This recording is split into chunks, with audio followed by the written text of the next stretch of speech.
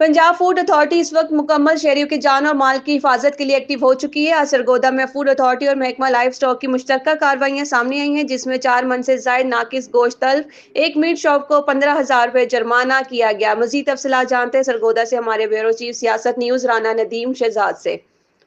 राना नदीम, सबसे पहले ये बताइए, ये कार्रवाई किसकी हदायत पर और किस मकसद से अमल में लाई गई है?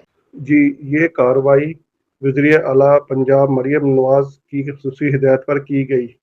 शहरियों तक मियारी और महफूज गोश्त की फराहमी को यकीनी बनाने के लिए फूड अथॉरिटी और महकमा लाइफ स्टॉक ने स्पेशल टीमें तश्कील दी, जिन्होंने मुख्तलिफ इलाकों में अचानक छापे मार कर दुकानों की चेकिंग की। जी, तो इस ऑपरेशन के दौरान किन किन मकामात को चेक किया गया और नताइज क्या निकले?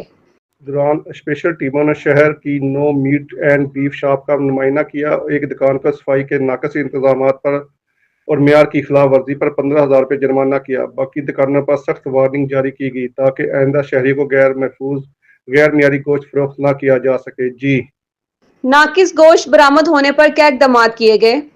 जी, कार्रवाई के दौरान 4 मन से जायद नाकस और बगैर स्लाइड्स हाउस महर वाला गोश्त बरामद किया गया, जो इंसानी सेहत के लिए निहायत ही खतरनाक था। टीम ने फौरी तौर पर यह तमाम गोश्त तलब कर दिया ताकि किसी भी सूरत में ये मार्केट में फरोख्त ना हो सके। जी, क्या इस सिलसिले में मजीद कार्रवाई भी की गई है? जी बिल्कुल, महकमा लाइफ स्टॉक की मैयत में FIR दर्ज कर ली गई। अहकाम का कहना है कि सूबे भर में इस तरह की कार्रवाई जारी रहेगी। जो भी दुकानदार या कसाब नाकस गोश्त फरोख्त करते हुए पाया गया, उसके खिलाफ कानूनी कार्रवाई अमल में लाई जाएगी। जी, जी, बहुत शुक्रिया राना नदीम तफसीलात से आगाह करने के लिए।